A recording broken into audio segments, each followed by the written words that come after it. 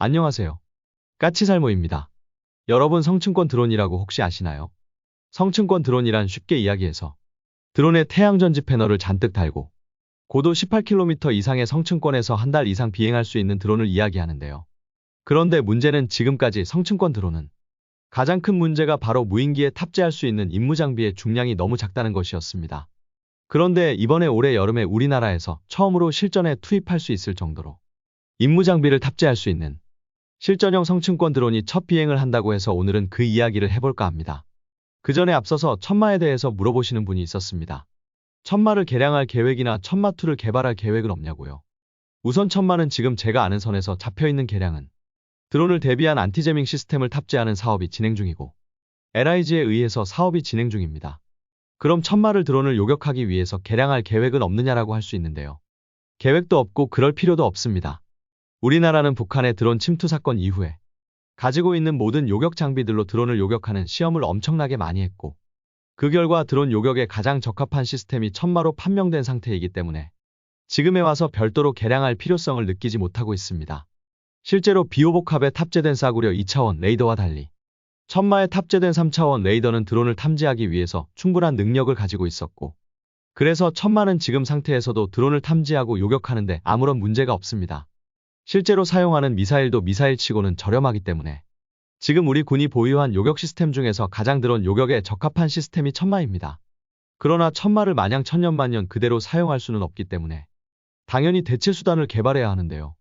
그런데 딱히 천마처럼 기갑 차량에 대공미사일을 탑재하는 무기를 또다시 도입할 생각은 없고 간접적으로 천마를 대체하게 되는 건 한국형 아이언돔인 LAMD와 그리고 우리가 현재 개발 중인 저가형 드론 요격미사일이 간접적으로 천마를 대체하게 될 것입니다. 한마디로 천마는 지금 당장 드론을 요격하기에 아무런 부족함이 없기 때문에 굳이 대규모 개량을 할 필요가 없습니다.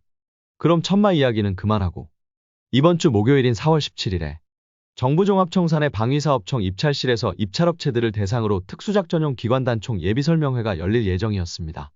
왜 예정이었다고 말하냐면요. 제가 진짜로 이 설명회가 열렸는지는 확인하지 못했기 때문입니다. 아무튼 그래서 드디어 특수작전용 기관단총 1형 사업이 본격 시작되었습니다. 이번 사업에 참여할 업체들은 아직은 확정되지 않았지만 소화기 부분에 있어서 우리나라에서 방산업체로 지정되어 있는 업체는 S&T모티브와 다산기공뿐이기 때문에 이 두 업체 말고는 참여할 수 있는 업체는 없습니다. 이번 사업은 2027년까지 총 사업비 654억을 들여서 1만 6천 정의 특수전용 기관단총을 도입하는 사업으로 총 사업비 654억에는 조준경 구매 예산이 포함된 예산입니다. 그래서 총 사업비 중에서 조준경 도입 사업비는 380억이고 기관단총 도입 사업비는 274억입니다. 그리고 그 말도 많고 탈도 많았던 특수작전용 기관단총 2형 사업은 K13 기관단총을 최종적으로 1710정을 S&T모티브가 납품하고 사업이 마무리된 것으로 알고 있습니다. 그러나 지금까지도 K13이 특수전부대에서 본격적으로 사용되고 있다는 소식은 없는데요. 한마디로 말해서 우리 참수부대는 1710개의 쓰레기를 도입한 셈이 되었습니다. 그러나 일형 사업도 원래는 처음에 다산기공이 사업자로 선정되었다가 군사기밀 누설 문제로 사업권을 박탈당하고 다시 시작하게 된 것인데요. 그리고 다산기공은 작년 12월을 끝으로 벌점 기간이 끝났습니다. 그래서 다산기공은 S&T모티브와 동등한 위치에서 이 사업에 참여할 수 있게 되었고 들리는 이야기에 의하면 결론은 이번 사업은 최저가격 입찰 방식이기 때문에 누가 가격을 싸게 적어내느냐가 성패를 가를 거라고 합니다. 그런데 그건 1차 사업 때도 마찬가지였던 것으로 알고 있습니다. 결론은 두 업체는 똑같은 AR 계열의 총기를 개발해서 사업에 참여했고 심지어는 총기에 사용하는 새로운 공법까지도 똑같았습니다. 다산기공은 우리나라 최초로 냉각 압연 방식으로 총열을 제작해서 총열의 수명을 대폭 늘렸는데요. 그런데 냉각 압연 방식은 S&T모티브도 제조 장비를 도입해서 똑같이 적용하고 있기 때문에 두 총기의 기본 구조나 사용 공법은 똑같습니다. 그래서 원가도 거의 비슷한 것으로 알고 있습니다. 그리고 이번 사업은 이번이 문제가 아니라 앞으로 있을 우리나라의 차기 소총 사업과 관련이 깊기 때문에 두 회사 다 이번 사업에서 이익을 남기려 하지는 않을 것입니다. 현재 우리나라는 미국처럼 6.8mm 탄을 도입하지 않고 그대로 5.56mm 탄으로 가기로 하고 장기적으로 차기 소총을 도입하려 하고 있습니다. 그래서 우리나라도 결론은 영국 등 많은 서방권의 선진국처럼 AR 계열의 5.56mm 소총을 K2 소총의 후속 소총으로 도입할 가능성이 높습니다. 그리고 이번 특수전용 기관단총 사업은 그 선행 사업이라고 할 수 있기 때문에 차기 소총 사업을 위해서 두 회사는 이번 사업을 어떻게든 따내려 하기 때문에 이번 사업에서 이익을 남기려고 하지는 않을 것입니다. 그래서 두 회사의 총기 가격은 거의 비슷할 가능성이 높습니다. 한마디로 1차 때와 비슷한 흐름이 다시 연출될 가능성이 높다는 이야기입니다. 그럼 1차 때 다산이 승리한 원인은 무엇이냐라고 하면은요.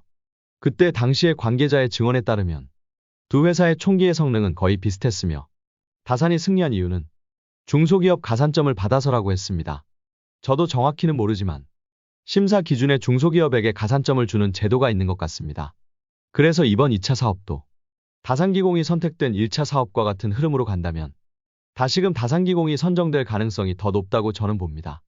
물론 다산기공이 군사기밀을 누설한 문제가 있었지만 이미 벌점 기간은 끝났고 그리고 S&T 모티브는 원래는 해외에서 총기를 도입하려고 했던 특수작전용 2형 기관단총 사업에 억지로 참여해서 사업을 따내고 K-13을 납품했지만 K-13은 각종 결함으로 인해서 지금도 현장에서 사용되지 못하고 있습니다. 그래서 이번 사업에서 다산기공이 기밀 누설 문제로 불이익을 받을 가능성은 현재로는 아예 없다고 보는 게 옳을 것입니다. 그렇기에 1차 사업과 비슷하게 사업이 진행된다면 2차 사업도 중소기업 가산점을 받는 다산기공이 더 유리하다고 저는 봅니다. 그럼 다시 성층권 드론 이야기로 돌아와서 성층권 드론이란 고도 18km 이상의 고도를 한 달 이상 비행할 수 있는 드론을 이야기하는데요.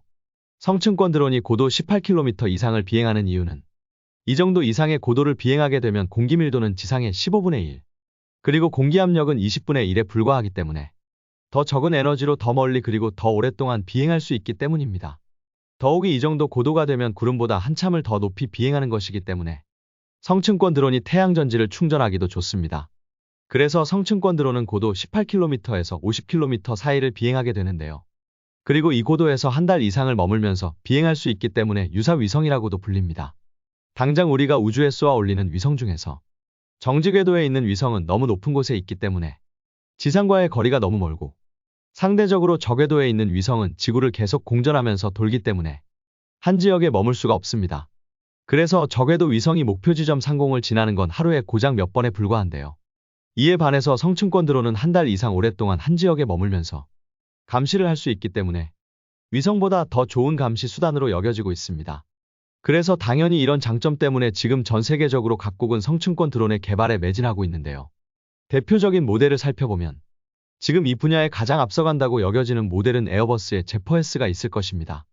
이 모델은 무게 62kg의 날개 길이 25m, 그리고 임무장비 탑재 능력은 5kg으로 2022년에 무려 64일 동안 공중에 머물고 있어서 지금 현재는 가장 긴 채공 기록으로는 세계 최고의 기록을 보유하고 있는 기종입니다.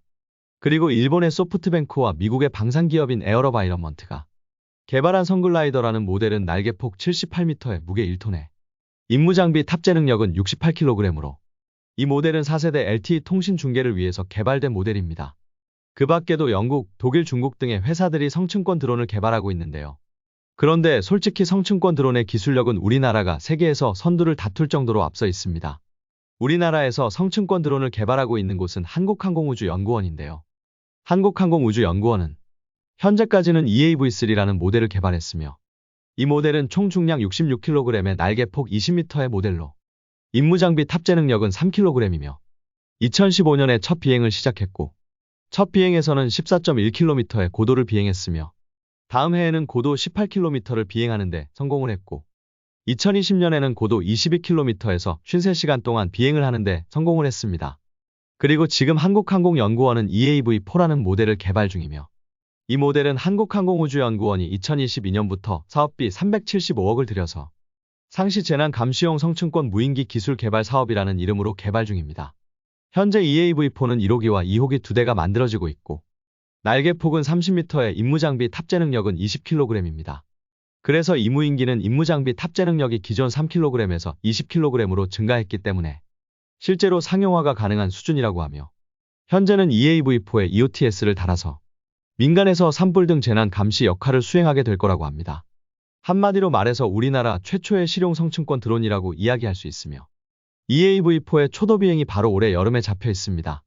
실제로 한국항공우주연구원의 올해 역점 수행과제로 선정한 게 나로호 4호 발사와 성층권 드론의 초도 비행이라고 합니다. 그래서 우리나라 최초의 실용 성층권 드론이 올해 여름에 첫 시험 비행을 시작하게 됩니다. 그럼 이 장비를 민간에서만 사용하고 군용으로 사용할 계획은 없느냐라고 했을 때 아직은 군용으로 사용하기에는 몇 가지 제약이 따릅니다. 우선 이번 비행이 여름에 잡혀 있는 이유가 바로 성층권 드론은 여름에만 활용하기 좋으며 특히 겨울에는 사용하기 힘들다고 합니다. 그 이유는 겨울은 태양이 빨리 지기 때문입니다. 성층권 드론은 결국에는 드론에 탑재된 태양전지로 낮에 충전을 했다가 태양이 없는 밤에도 비행을 해야 하는데요. 지금 기술로는 겨울에는 밤 동안 태양 없이 비행할 정도로 충분하게 충전하기가 힘들다는 것입니다. 그래서 이번 초도 비행도 여름에 잡혀 있는 것입니다. 그리고 또 한 가지는 성층권 드론은 무게를 가볍게 하기 위해서 고강도의 탄소 섬유로 만들어지는데요. 이번에 비행할 EAV4는 기체에 사용하는 탄소 섬유를 해외에서 수입한 걸 사용한다고 합니다. 그래서 이것도 국산화해야 하는데 다행히 이 부분은 국내 업체에서 이미 고강도 탄소 섬유의 국산화에 성공하고 대량 양산을 준비 중이기 때문에 시간이 지나면 당연히 해결될 문제이고요. 그리고 마지막으로 우리 군이 요구하는 성층권 드론은 임무장비 탑재 능력을 60kg을 요구하고 있다고 합니다. 왜냐하면 임무장비 탑재 능력이 60kg이 되어야지 지금 우리가 초소형 정찰 위성을 위해서 개발한 합성개구 레이더를 성층권 드론에 탑재할 수 있기 때문입니다. 한마디로 우리 군은 성층권 드론에 우선은 합성개구 레이더를 달아서 북한을 감시하려 하는 것입니다. 그래서 아직은 우리의 성층권 드론은 우리 군의 요구 조건을 충족하지 못합니다. 아무튼 그래도 드디어 우리나라에서 최초로 실제로 사용 가능한 성층권 드론이 개발되어서 올여름에 비행한다니 기대가 크고요. 그래서 한국항공우주연구원은 이리 개발한 성층권 드론을 2026년부터 상용화한다고 합니다. 우선은 그래서 이 드론으로 각종 재난을 감시하는 역할을 수행할 것으로 기대하고 있습니다. 그리고 이게 상용화하게 되면 지금은 해외에서 수입에 의존하는 탄소섬유 등을 국산화하게 되고 그리고는 우리 군을 위한 임무장비 탑재 능력 60kg의 모델의 개발도 시작될 거라고 보고요. 이리 되면 우선은 군의 요구대로 처음에는 합성개구 레이더를 탑재해서 북한을 감시하는 용도로 사용되겠지만 앞으로는 그 활용도를 갈수록 넓혀서 통신중계용 등 다양한 용도로 사용될 거라고 기대를 하고 있습니다. 오늘은 특수작전용 기관단총 사업과 그리고 성층권 드론에 대해서 이야기해봤는데요. 제발 이번에는 K-13 같은 총이 아닌 제대로 된 기관단총이 특수전 부대에 보급되기를 기원하고요. 그리고 우리의 성층권 드론도 무사히 초도 비행에 성공하기를 기원합니다. 이상 영상 봐주셔서 감사합니다.